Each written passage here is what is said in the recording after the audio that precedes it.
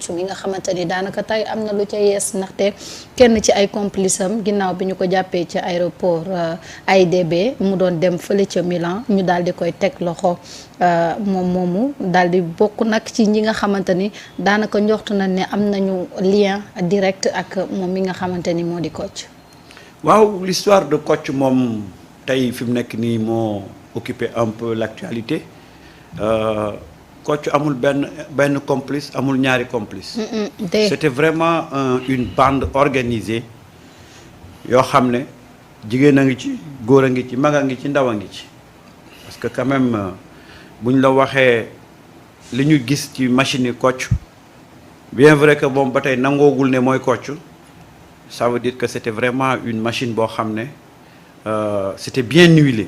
Avec la complicité nag de beaucoup de gens yu nekk fii ak yu nekk bitim réew et je pense que jàpp Kocc rek ça ne suffit pas mais tey vraiment pour que les gens puissent être tranquilles il faut démanteler tout ce réseau là traquer leen jàpp leen parce que nag gis nga Marieta dafa am yoo xam ne ci réew mi dañ ko war a fexe ba xeex ko ba nga xam ne dootul amati que des gens à partir de leur machine ci seen chambre toog di détruire la vie des gens ça doit cesser et pour mun nag arrêter au-delà de Kocc il y a des gens qui faisaient les mêmes activités de Kocc ça je le dis et je le redis. Ouais. Dans l'histoire de Sweet Beauté il y a des gens qui ont opéré de la même façon que ni Kocc doon def. Parce que dañ leen fay xaalis ñu doon def ay live mais li ñu doon def à la limite c'était de la pornographie verbale di tuumal ay doomu jàmbur ñooñu ak Kocc ñoo bokk àtte.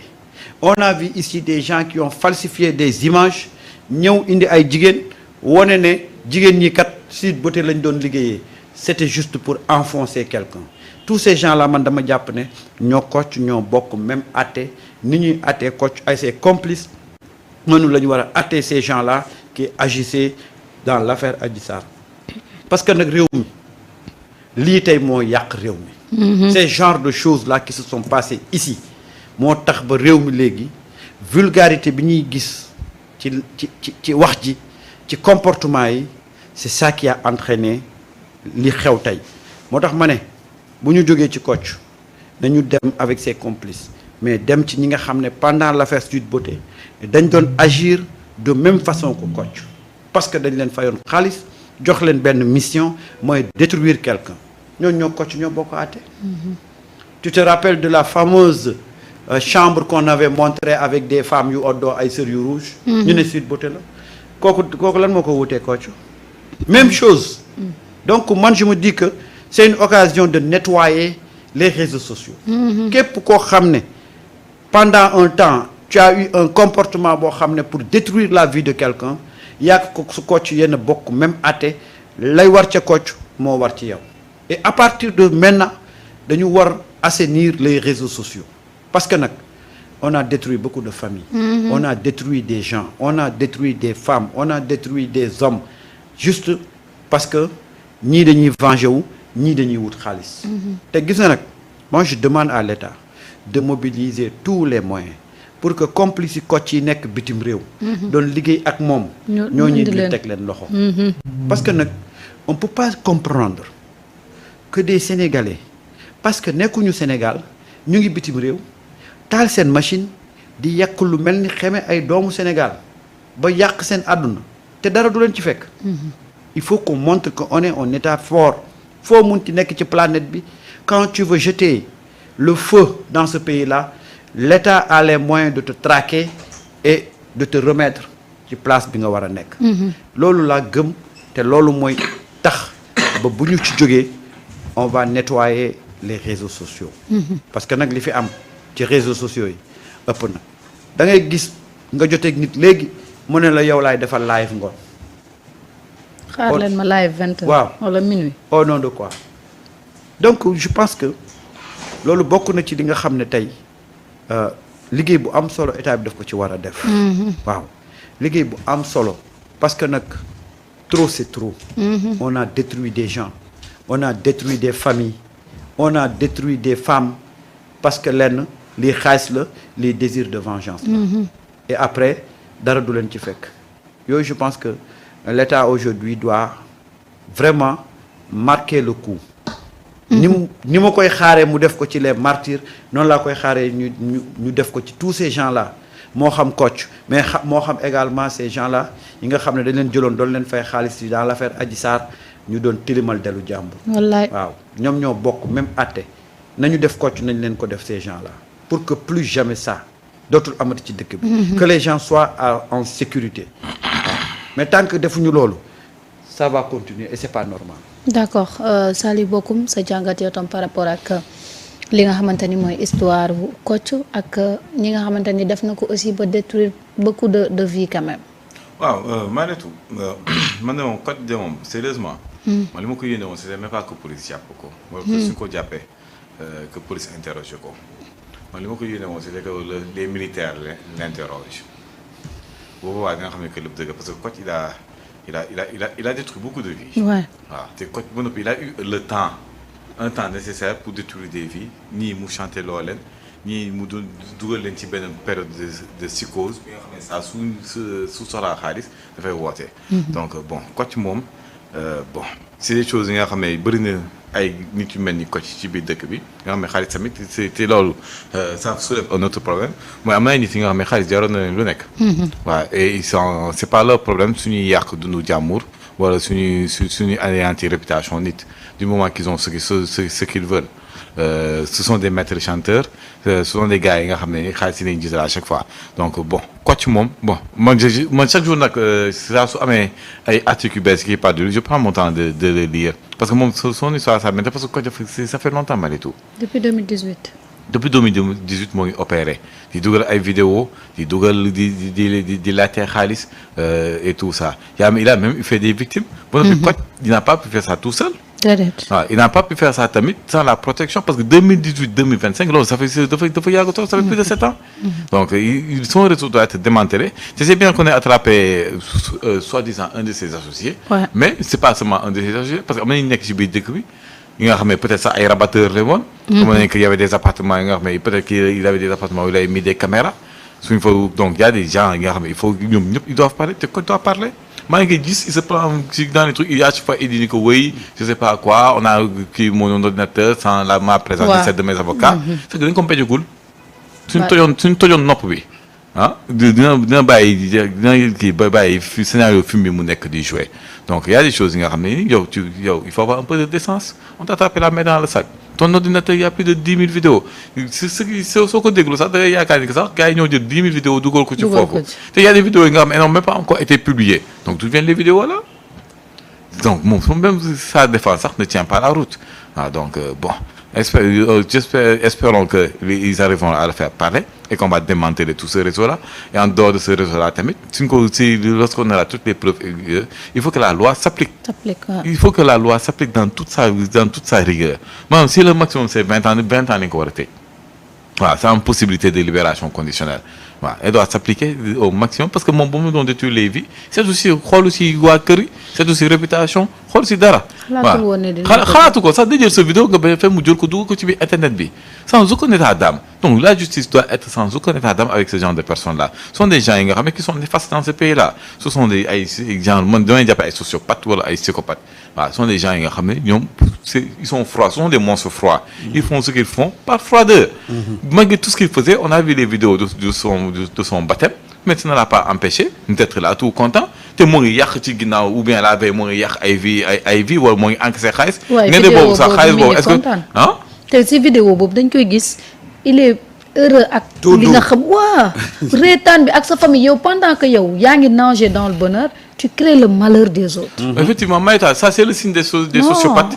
gis nga si tu regardes ça les grands tueurs en série il y a leurs histoires et tout ça il y a des documentaires ce sont des gens yi nga xam ne en temps normal tu dis que kii il est cool il n'a aucun problème il peut venir le matin discuter avec toi inoffensif rigoler avec toi heure bi mu desee daf lay rey ci lay jóg ñëw rey la yaa sànq maa doon expliqué je sais plus je vais fàtte tur nag dem leer moo tax mu koy fàtte mais kooku il a pris une photo un jour avec sa femme son bébé l'ami de sa femme ak moom ils étaient tous les quatre contents tout le monde souriait fekk l'ami de sa femme il avait prévu de le tuer durant la nuit ci guddi si la ko rey ko daggate ko jël ko suul ko donc ce sont des gens yi nga xam ne qui font des choses par froideur ça les dérange pas mën na la mu coach c'est le genre de personne bi nga xam ne si tu regardes sa manière de faire surtout la vidéo là il fait ce qu'il a à faire après il vient discuter avec les gens tranquillement comme si de rien n'était. di jaay ay otoom nekk di ci jaay ay ay otoom et tout ça. activités. Non, ça c'est du blanchiment d'argent.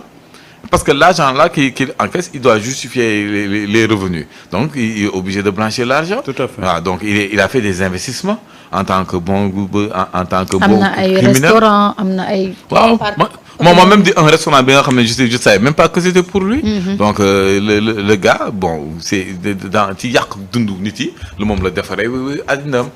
addinam bi malheureusement loo gis y a le retour à l'envoyeur. bi mu noonu yàq dundu nit yi la addinam yaa nar a yàqu parce que instant bi muy moom muy sa famille muy sa femme muy et l'héritage qu'il va laisser à son enfant. fu mu romb ne ko yow sa papa ku mooy coach mais loolu c'est extrêmement c'est catastrophique. loolu rek déjà doom ji du ko mën a supporter parce non que waa ji ku bon la. non ku bon la ku bon la parce que coach moom ce qu'il a fait moom loolu moom nit ku bon rek moo ko mën a def. te xalaatoo sa doom ëllëg. xale bi xamoo lu mu war a doon. dootu fi nekk nit boo xamante ni dañ koy respecté. ils sont même capables de jël seen vidéo doom duggoo ko ci biir kii bi ba noppi chanter loo ko. ils sont malades. waaw c'est des gens froids. Ouais. Froids. Ils n'ont aucun sentiment. Ils sont froids, ils font ce qu'ils ont à faire parce qu'ils pensent qu'il a fait venir le voir demain. Mais derrière ces gens-là, ou derrière cette personne-là, il y a des gens. Il y a un réseau. Il y a des rabatteurs. Elles ont beaucoup de petits délus. Pour indil ko vidéo yi. Pour indil ko vidéo, ñu chanter loko ki amna xaliss, amna ben way dof la, amna ben xaliss kessel. Non, c'était une machine. C'est une machine. C'est une machine. Ben nuit la, mi nga xamné ñepp lañ wara japp. Waaw. Muy goor muy jigen. Waaw ñi ko doon protéger su dee am na on doit les attraper ñëpp leen war a jàpp ba noppi ñoom ñëpp le maximum lañ leen war a dóor. mais qu'est-ce qui explique que coach depuis 2018 ñu ngi koy wër kenn mënu ko teg loxo. pourquoi ce gouvernement ñëw un an et quelque. ñu jàpp ko man loo ma tax ma ne la s'il y a des gens qui le protégeaient on doit l'attraper. On doit les attraper. parce que affaire bi parce que man je me suis dit que si la cybercriminalité mënu rëbb nit pendant 7 ans. Hein, une plainte. Mais c'est que même le mécanisme, ça, on a déposé une plainte, automatiquement la machine s'est emballée plutôt, il y en avait 4999. Alors, 5000 plaintes, bon, les nanas, moi, bon, le scénario, j'avais un ami, ça, je lui dis, mais c'est facile là. Bon, après, bon, puisque je n'ai pas toutes les preuves, c'est comment affaire nous demain, mais ramenons sur nous 7 ans film bi. Donc bon, il peut pas rester 7 ans comme ça. Tu biir dëkk bi, ah, bon depuis gars yi xamuñu où est-ce qu'il était. Là, c'est pas possible. Là, bon, c'est pas possible parce que ça voudrait dire que nos forces de l'ordre, surtout la cybercriminalité, étaient nulles pendant cette année. Ah, parce que si c'était pas l'ennemi public numéro 1, il faisait partie des 5 personnes les plus recherchées ou les plus traquées au Sénégal. Bon. Maintenant, pourquoi nous jékki-jékki jàpp ko ni bon, là, ça soulève beaucoup de questions. C'est peut-être que un jour, on saura ce qui s'était réellement passé. Et s'il y a des gens qui le protégeaient, on saura qui le protégeait. Ah, parce que affaire c'est louche. Te lii nu mu demee nii sax. Bon, ça dafa am lu muy xeeñ quoi. Bon, lu muy xeeñ nag moo fësugu mais am na leen lu muy xeeñ. Man de dama jàpp ne. Si on révèle véritablement les accointances yi coach amoon ak nit ñi, tu trouveras des éléments de l'ancien régime. Parce que toi coach condition yi ñu ko jàppee y a rien d'extraordinaire. Ah, y a rien d'extraordinaire. Maintenant, qu'est-ce qui explique depuis 2018 coach nekk fii di détruire fii nit ñi. Il y a jamais eu une réaction. Donc comprendre. Un an après le départ de ce pouvoir-là, sur la base de benn filature bu ndaw lañ teg jàpp coach. Mais à l'époque du régime de Macky, bi coach di sonal nit ñi, mais dañu comprendre loo woon Sénégalais yi ne coach ni muy opérer kenn mënu ko woon traquer. Que ñu bëri sax bi ñu yëgee ne coach muy woon fii Sénégal mais mais c'est-à-dire que dañoo am surprise. Parce que ñu ci bëri dañoo jàppoon ne coach nekku fi bitim réew la nekk. Mais quand on te dit que coach était là et à partir benn scénario bu ñu tëgg ci lañ ko jàppee. Mais tu te poses la question pourquoi pendant tout ce temps-là on n'a pas arrêté coach. Et qui travaillait avec coach, qui avait intérêt à travailler avec coach. Pourquoi coach on l'a jamais ennuyé durant toute la période bi fi régime Macky Sall bi di nekk. Te gis nga bés bu ñu demee ba xool les fréquentations de coach di nga ci gis ay gars yoo xam ne ñoo nekkoon fii de. Mais bref, aujourd'hui ce qui est important c'est xam léegi l'homme sénégalais ce qu'il est capable de faire. ah l'homme sénégalais c'est en mutation de là. waaye waaw tey suñu société moo produire Kocc suñu société ñaata Kocc la produire en gestation yoo xam ne atteindre guñ seen phase de maturité. Marieta suñu société bi dafa yàqu. bu baax. te gis nga li ko gën a yàq ce sont ces gens-là qui ont fomenté le coup de Adji Sarr. C'est à partir de là que beaucoup de gens ont compris que à partir du mensonge, à partir de la calomnie, on peut se faire de l'argent. Tout en te basant sur des histoires de sextape. te loolu da lay renseigner waat à quel point ces gens qui ont fomenté l'affaire Adji Sarr, y compris Adji Sarr, ni ñu yàqee société bi. tey tout ce qu'on est en train de vivre dans cette société-là en termes de bêtises, en termes de image bu bonne, en termes de vulgarité dans le langage, ñi nga xam ne ñoo fomenté le coup de Adji Sarr ñoo ko fi indi. man ñooñu laa tenir comme les principaux responsables. dañu yàq société bi. billaay. tey wax woddatuñ ko. tey jëf woddatuñ ko. déedéet. vulgarité bi ñu nekkee woon ci jamonoy Adji Sarr Sénégal mosul àgg ci degré de vulgarité boobu ñan ñoo ko def ñu ngi fii lan moo taxaw ñu def ko ils voulaient éliminer un adversaire politique.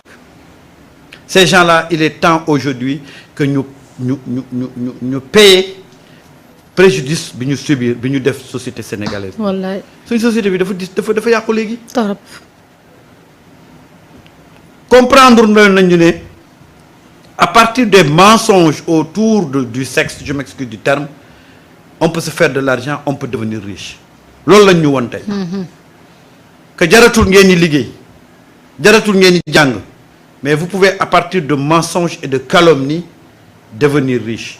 Regarde tous les gens yi doon intervenir dans le dossier de Adji Sarr tey ni seen àdduna changé parce que jox nañ leen xaalis. parce que mettre nañ leen dans de très bonnes conditions benn mission lañ amoon c'était détruire quelqu'un. Est-ce que c'est vrai, est-ce que c'est pas vrai? C'était pas leur problème. yàq leen de toute façon des chèques vous attendent.